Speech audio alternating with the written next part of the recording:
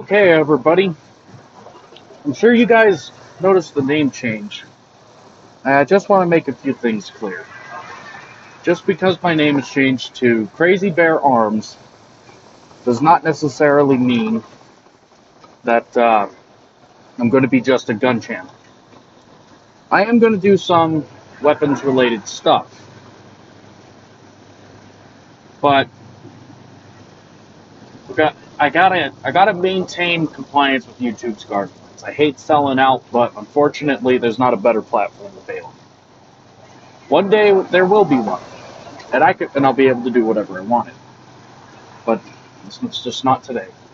So I'm going to keep this as a general channel and just do pretty much whatever I want until I come up with specific topics. Now, since I'm driving the truck today, let's talk about some trucking related stuff.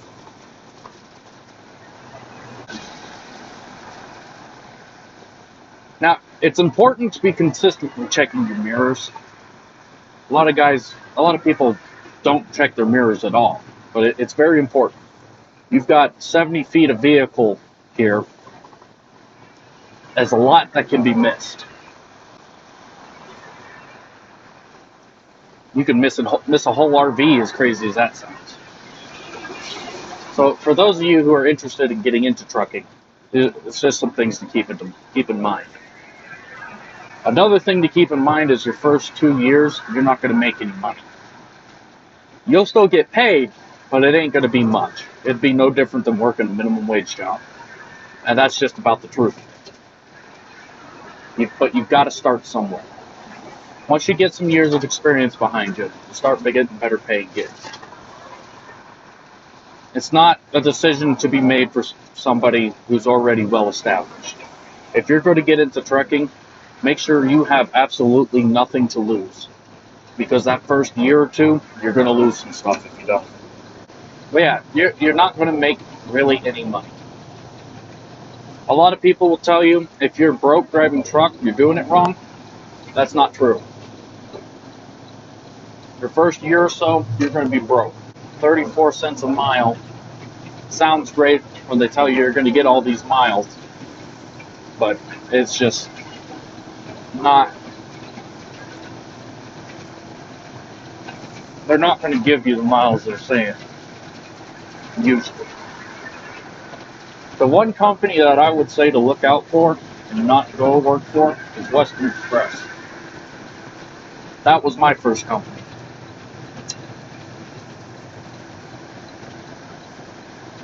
A lot of guys will rip and tear on Swift because they're a training company, but I'll tell you right now, Swift has nothing on Western Express. By that I mean Swift is much better. They didn't turn in any of my insurance information to get the employee insurance when I was there. They just treat you like general crap. They expect you to run, but they don't want to pay you for it. They don't want to give you the respect that you deserve.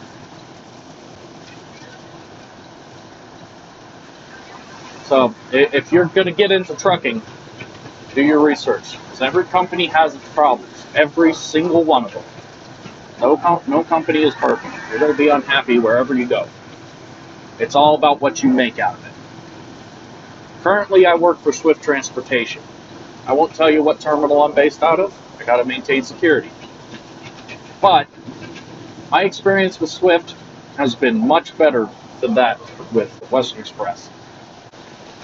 If you're going to get into driving the truck, you want to do two things. Learn how to read a road atlas.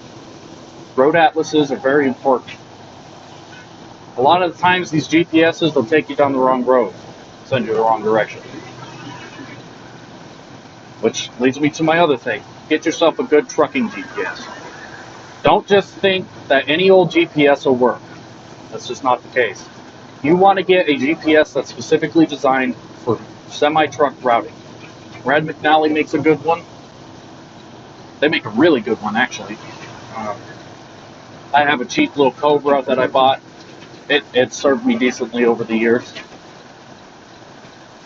But you want to know those, you want to learn those things because these roads, you get caught on the wrong road, it's not a fun time. You get a ticket, points on your license. That's another thing.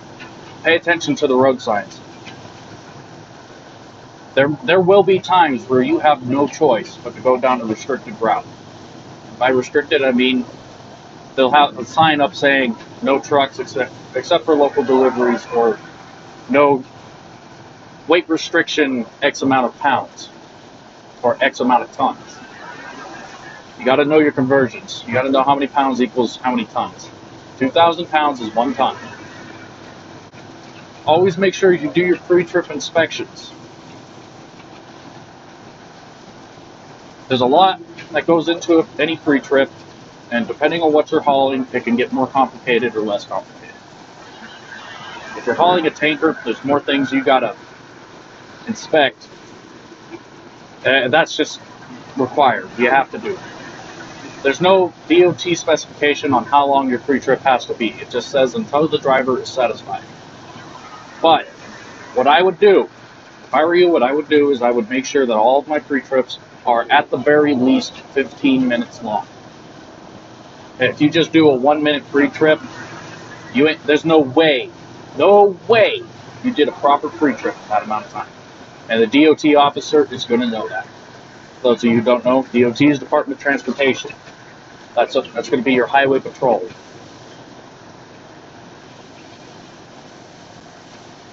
And other like organizations.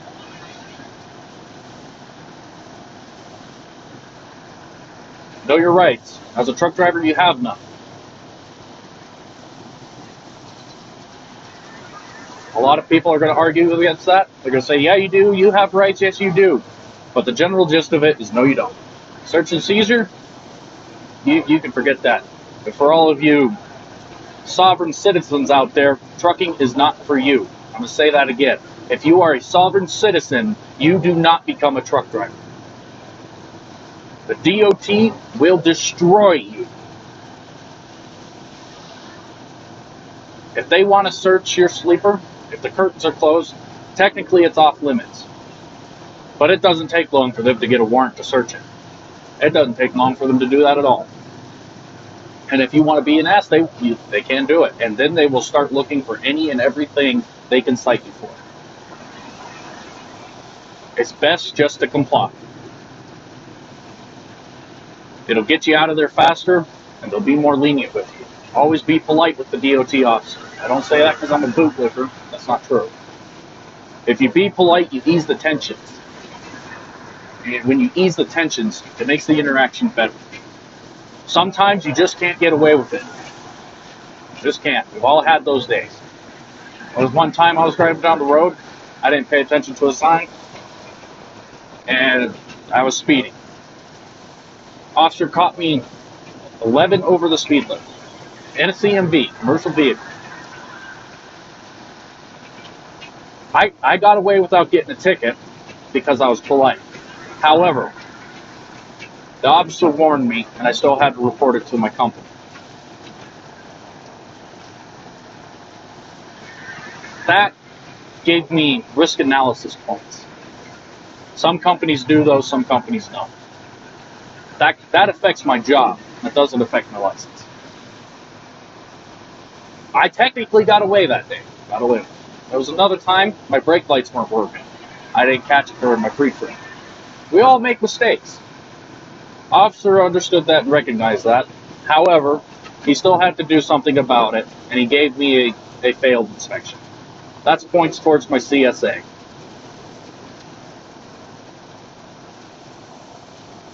That goes towards my license. I've got a very clean CSA record.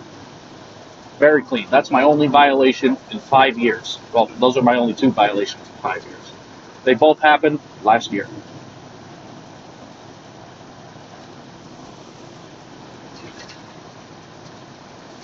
So there's a lot to know, a lot to get into. when you go through trucking school, make sure you get a green book. The green book is all of the regulations that you have to adhere to. It's about that thick. It's just everything pertaining to your job and your license. Make sure you adhere to those strictly.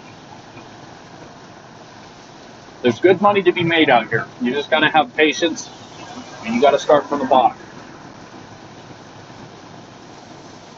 What else is there?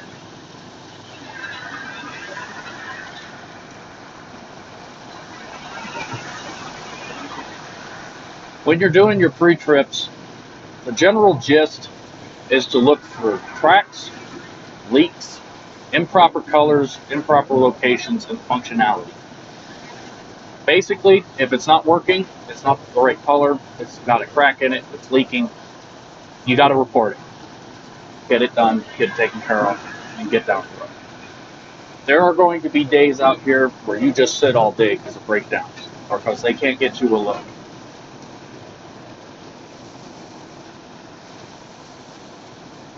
You're going to see some incredible sights out here. The United States is a big country. There's a lot of places out here that are just gorgeous, but every day is just not going to be sunshine and rainbows. There's going to be a lot of days out here where you're just hating life.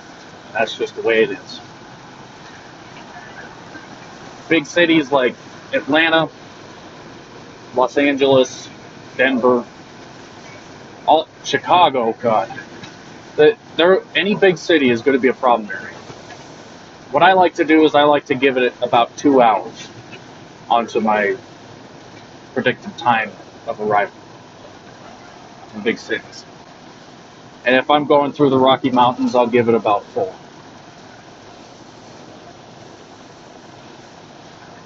And the reasons for those are self-explanatory, but I'm going to say it anyway. I'm going to explain it anyway. The reason I give about 2 hours for the big cities is obviously traffic. More traffic, more accidents. Traffic's usually pretty slow. You got to give yourself some time. Another trick you could use is I'll get to that in a second. For the mountains, there's safety issues. So you have a lot of downgrades, a lot of curves, a lot of signs telling you how fast you can go, what gear you got to be in. You got to pay attention. You really got to pay attention. You got to keep in mind, this is a 70-foot vehicle, and when it's loaded to gross, if you don't have an overweight permit, you're at 80,000 pounds. You make a mistake, you can kill probably 3 families in 3 different cars. You have to be careful. You have to pay attention. That's just the simplicity of it. I know I'm taking this right now, but I am not messing with my phone. I turned this camera on before I started driving, and I'll turn it off after I stop. I'm going to chop and edit the video to take out the long pause that's going to be there. That's another thing. Do not ever mess with your phone while you are driving. Get yourself one of these headsets. They're hands-free, Bluetooth, and if you can, get yourself an iPhone. I hate saying that because I cannot stand iPhone, but I will say their voice commands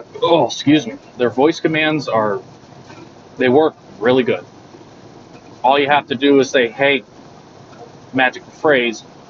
I won't say it right now because if I do, it'll turn it on and probably end the video. One of these days I'll get a phone mount so you guys can see out the window. See some of the stuff I see. But another thing you can do is when you calculate your mileage as to when you're going to make your next arrival, calculate it 55 miles an hour. If you in a governed truck. If your truck isn't governed, you'll get places a lot quicker. But calculate at 55. That'll give you a little more or buffer time.